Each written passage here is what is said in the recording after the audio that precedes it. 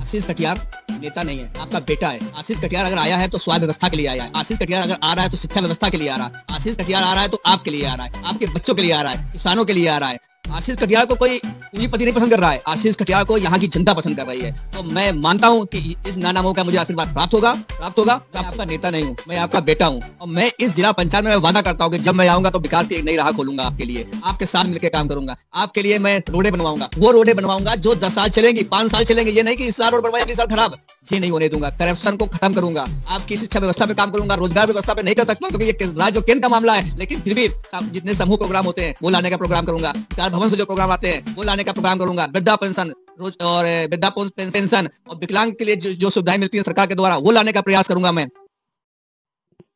इस वक्त हम मौजूद हैं नाना मोह जिला पंचायत में। हमारे साथ में बातचीत करने के लिए मौजूद है नाना मोह जिला पंचायत निर्दलीय प्रत्याशी आशीष कटियार, जो कि लगातार समाज सेवी नाम पर जाने जाते हैं। लोगों के बीच में जाकर स्वास्थ्य और शिक्षा को लेकर लगातार कैंप लगाते हैं। तमाम योजनाओं को लेकर उन्होंने इस बार दावेदारी की है। हमारे साथ बातचीत करने के लिए मौजूद हैं। इस बार किन किन मुद्दों के साथ जिला पंचायत चुनाव की तैयारी की जाएगी और क्या होंगे इस बार चुनावी की उनकी रणनीति। लगातार कई प्रत्याशी दमखम भर रहे हैं, कोई समाजवादी पार्टी से तो कोई बसपा से, कोई अपना दल से। तमाम पार्टी प्रत्याशियों के बीच में चुनौती का सामना करना पड़ रहा है इस बार निर्दलीय प्रत्याशी को। सर, बहुत बहुत हमारे चैनल में आज आपका स्वागत है। धन्यवाद। आप निर्दलीय प्रत्याशी नाना मोह से तैयारी कर रहे हैं, तो कैसा क्या रिस्पांस इस बार जनता को? सर्वप्रथम मेरा नाम तो आशीष कटियार है और मैं एक समाज सेवी चेहरा हूँ। 2012 से मैं समाज के लिए कार्य कर रहा हूँ, चाहे वो शिक्षा की बात हो, चाहे वो स्वास्थ्य की बात हो, चाहे गांव की समस्याओं की बात हो, चाहे जब डेंगू आया तो पूरा प्रशासन मौन में खड़ा था। तो हम लोग रात को 10-10, 11-11 बजे तक की फॉगिंग कराई। मीडिया आप लोगों ने, पत्रकार महोदयों ने, सब लोगों ने कवर भी किया। कोविड में मैं सबके साथ में खड़ा रहा। लेकिन मैं समाज में जाके देखता हूँ तो आज भी सरकारी योजनाएं समाज में प्रॉपर तरीके से लोग वंचित हैं। अगर उनको सरकारी योजनाएं मिल भी रही हैं तो बड़ा करप्शन का उनको सामना करना पड़ता है। मैंने देखा कि स्कूलों में जाके देखा, मैं कई स्कूलों में भी गया तो वहाँ का जो एजुकेशन सिस्टम है उस पर भी हमको काफ़ी लड़ाई करनी पड़ रही है। देखिए, एक साइंस का जो टीचर होता है अगर वो संस्कृत पढ़ाएगा तो कितनी अच्छी पढ़ा पाएगा।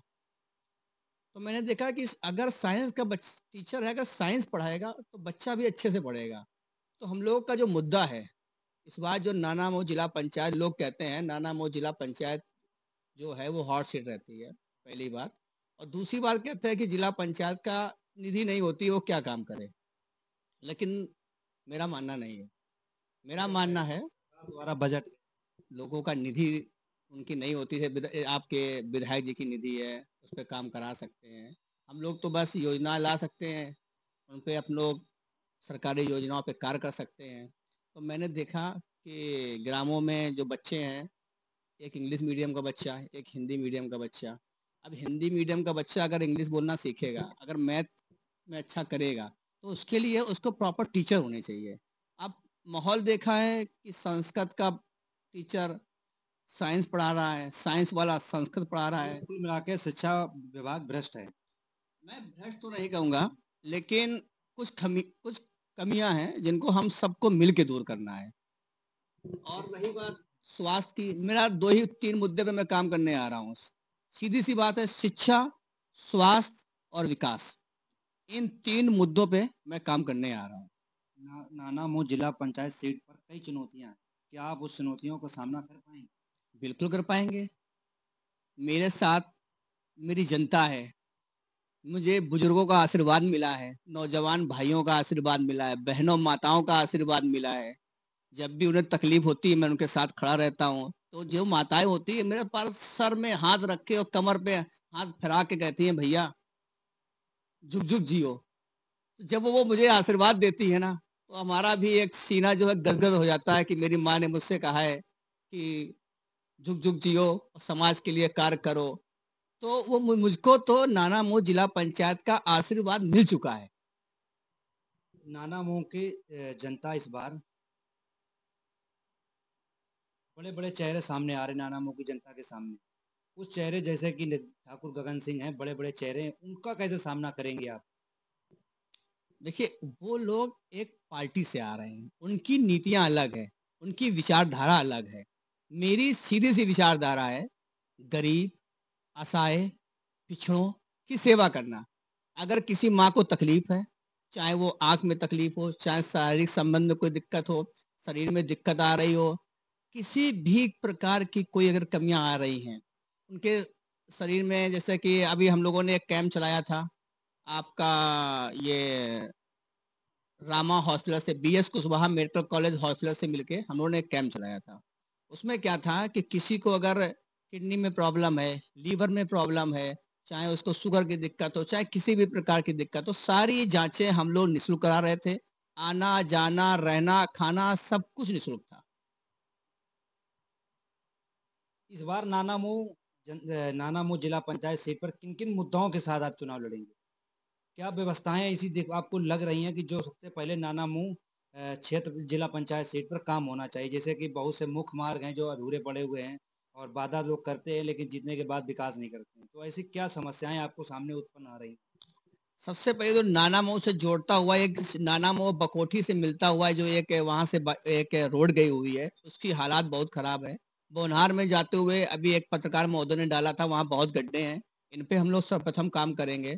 सर्वप्रथम नालियों में सफाई की व्यवस्था करवाई जाएगी, फॉगिंग की व्यवस्था कराई जाएगी और आपके स्वास्थ्य व्यवस्थाएं कराई जाएंगी। और जितने भी जो भी सरकारी कब्जे हैं जो जमीनों पे हैं, प्रधान जी से मिलके, एसडीएम जी से मिलके सारे वो कब्जे खाली करवाने के काम किए जाएंगे। आप एक नानामऊ सीट पर एक लोकप्रिय नेता हैं, जनता की माने। जनता के दिलों पे आप राज करते हैं। ये बात तो स्पष्ट है क्योंकि हम लोग देखा करते हैं कि आप लगातार जनता के बीच जाके तमाम प्रकार के कैंप लगाते हैं। लोग आज के दौर में अपना खुद के काम से फुर्सत नहीं है। लेकिन आप एक लोकप्रिय नेता बनते जा रहे हैं। अगर समाजवादी पार्टी अगर आपको टिकट देती है, तो क्या आप उससे लड़ना चाहेंगे? नहीं, अभी तो हम निर्दलीय लड़ रहे हैं और कोई भी पार्टी अगर हमें टिकट देने के मुझे ऑफर करती है, अगर मेरी विचारधारा और उनकी विचारधारा मुझसे मिलेगी और अगर पब्लिक मुझसे कहेगी, जनता मेरी मुझसे कहेगी तो मैं जरूर किसी भी पार्टी के साथ आऊंगा। लेकिन अभी मेरी जिस पार्टी से मेरी विचारधारा मिलेगी मैं उसके साथ हूँ। तमाम पार्टियां हैं उत्तर प्रदेश में। इसमें से कोई एक पार्टी ऐसी है जिसकी विचारधारा आपसे मिल रही हो? अभी तक तो कोई ऐसी पार्टी मुझे विचारधारा में समझ में नहीं आ रही है, मतलब जिसका हम आप नाम लेते हैं। सारी पार्टियां अपना अच्छा काम कर रही हैं, सारी पार्टियों की विचारधारा है, सारी पार्टियां जनता के साथ काम करती हैं, जनता के लिए कार्य कर रही हैं। किसी पार्टी से आप क्यों नहीं सिंबल लेते? वो सब जनता तय करेगी ना। जनता चाहेगी उससे मैं सिंबल लूंगा। जनता कहेगी बीजेपी से आ जाओ, मैं बीजेपी से आ जाऊंगा। जनता कहेगी सपा से आ जाओ, मैं सपा से आ जाऊंगा। जनता कहेगी बसपा से आ जाओ, मैं बसपा से आ जाऊंगा। जनता कहेगी आप निर्दलीय रहो, मैं निर्दलीय रहूंगा। आपको लगता है कि किसी भी पार्टी में आपको टिकट मिल जाएगी? बड़े-बड़े दिग्गज नेता समाजवादी पार्टी में गगन सिंह हैं, जो इन दिनों सोशल मीडिया पर और आपको उनके बारे में पता ही होगा, सभी में वो इसमें चर्चाओं में हैं। इसके बाद में भारतीय जनता पार्टी से भी बड़े दावेदार हैं। उनके बीच में क्या लगता है आपको टिकट मिल पाएगी? देखिए, मैं जनता का नेता नहीं हूँ, मैं जनता का बेटा हूँ और मेरा सीधा-सा उद्देश्य है, मैं समाज सेवा करना जानता हूँ। मैं ना एसी में रहता हूँ, ना मेरे पास एसी गाड़ी है। मैं चप्पल खिसका के चप्पल को आप जानते हो चप्पल मोटी होती है और उसको रगड़-रगड़ के पतली हो जाती है। मैं उस तरह का व्यक्ति हूँ। मैं समाज के लिए कार्य करता चला आया हूँ, तो आप जनता अब टक्कर किसको देना है, वो जनता तय करेगी। जनता जानती है कि इस बार एसी वालों को बनाना है या फिर चप्पल खिसकाने वालों को बनाना है। कौन एसी का प्रत्याशी कौन है आपके? काहे के प्रत्याशी भैया? एसी वाला प्रत्याशी। एसी वाले ये तो जनता तय करेगी ना, एसी वाला प्रत्याशी नहीं, कौन है? ये एक एसी वाला मामला कई जगह हमने इंटरव्यू लिया है तो नानामऊ जिला पंचायत से एसी का नाम बहुत चल रहा है। जिनकी गगन गाड़ी सिंह तो जिनकी कहते ये हैं कि हम जनता के बेटे हैं। लेकिन ऐसा कौन से चेहरे हैं जो एसी वाले में चल रहे हैं? जिनकी गाड़ी एसी है तो उनको एसी वाला कहा जाएगा। हम लोग बाइक से चलने वाले अपनी पुरानी वैगनआर है जिसमें एसी भी नहीं है। गगन सिंह के पास तो वो है, जिप्सी है, तो वो तो एसी उसमें है नहीं, फिर एसी वाला। मैं किसी एक व्यक्ति की बात नहीं कर रहा हूँ, मैं बात कर रहा हूँ कि एसी वाले की विचारधाराएं। कई प्रत्याशी आएंगे जिनके पास बढ़िया एसी गाड़ी है, मस्जिद सॉरी जीप है, बढ़िया से एयर कंडीशन है, हाई फाई गाड़ी है। तो मैं उन बात कर रहा हूँ। एक काम होता है जब आप पैदल चल के आप नेतागिरी करने आओगे तो आप घर घर पहुंच जाओगे। आप गाड़ी से चल के आओगे तो आप हवा में जाओगे। अभी तक आप पर कितने एफआईआर दर्ज हुए? मेरे पास आज भी एक भी एफआईआर नहीं है। आप बिल्लौर थाना पे आप देख लीजिए, सुन, कोई एफआईआर नहीं दर्ज है। मेरे पास कोई एफआईआर। अच्छी बात है कि ऐसे नेता जो होते हैं बड़ी किस्मत वाले क्षेत्र के जनता को मिलते हैं जिनके पास अभी तक एक एफआईआर नहीं है। तब आप लोग का प्यार है, और मैं तो सिर्फ समाज के लिए कार्य करने आता हूँ। मुझे किसी से दुश्मनी है, ना किसी से दोस्ती। सबकी सबसे मोहब्बत है, सबका आशीर्वाद चाहिए। अभी तक आप पे कोई एफआईआर नहीं हुई। कहा जाता है यूपी में अगर एफआईआर नहीं तो नेता नहीं। फिर आपके दिमाग में कैसे एफआईआर चुनाव लड़ना? हमारे संविधान की खूबसूरती है, बाबा साहब ने हमको खूबसूरती दी है कि अगर आप सच्चे दिल से काम करोगे और मेहनत से काम करोगे, तो संविधान ने आपको बचने का भी उपाय दिया है। जब हम गलत काम करेंगे नहीं तो एफआईआर होएगी नहीं। हमें सबसे अच्छा मिलकर रहना है, सबसे अच्छा काम करना है, सबके विकास की बात करनी है, सबकी सेवा करनी है। अब मान लीजिए कोई बीमार है, उसको मान लीजिए दिखता नहीं है, अब उसको हम उसका उसको आंख टेस्ट किया, उसको चश्मा लगा दिया, अब बताइए इसमें कौन सा एफआईआर बनेगी? हम सामाजिक लोग हैं, समाज सेवा करने वाले लोग हैं हम लोग। विचार कैसे आपके अंदर आई कि हम चुनाव लड़ेंगे? विचार ये आया, हम 12 साल से 10 साल से समाज में घूम रहे हैं। हमने देखा कि समाज में इतनी चीजें खराब पड़ी हैं। अभी हमने आपको एग्जाम्पल दिया, अभी मलेरिया डेंगू सब फैला था, तो लोग प्रशासनिक अधिकारी जो हैं वो घरों पे बैठे हैं। हम अब आपको बताएं, महेंद्र वर्मा पूर्व मलेरिया अधिकारी, हम लोग रात को 10-10 11-11 बजे रात तक अपने जेब के खर्चे से फॉगिंग कराते रहे। हम लोग रात रात भर वहां पे घूमते रहे। हम लोगों ने इतना परिश्रम किया है समाज के। हमने देखा कि बहुत सी सरकार योजनाएं बहुत देती हैं, लेकिन लागू करने वाला कोई नहीं है। जब आपने देखा कि जनता के बीच जब डेंगू टाइफाइड मलेरिया चल रही थी, कोरोना काल चल रहा था, तो लोगों को सरकारी सुविधाएं नहीं पहुंच रही थी और आप लोग लगातार लोगों के बीच में जाकर जनसंपर्क कर रहे थे। इसी बीच में आपने ये सोचा कि क्यों ना हम चुनाव लड़कर जनता की सेवा की जाए। कुछ काम ऐसे होते हैं जो नहीं करा सकते आप हैं कैंप के माध्यम से, जो सरकार के माध्यम से होंगे।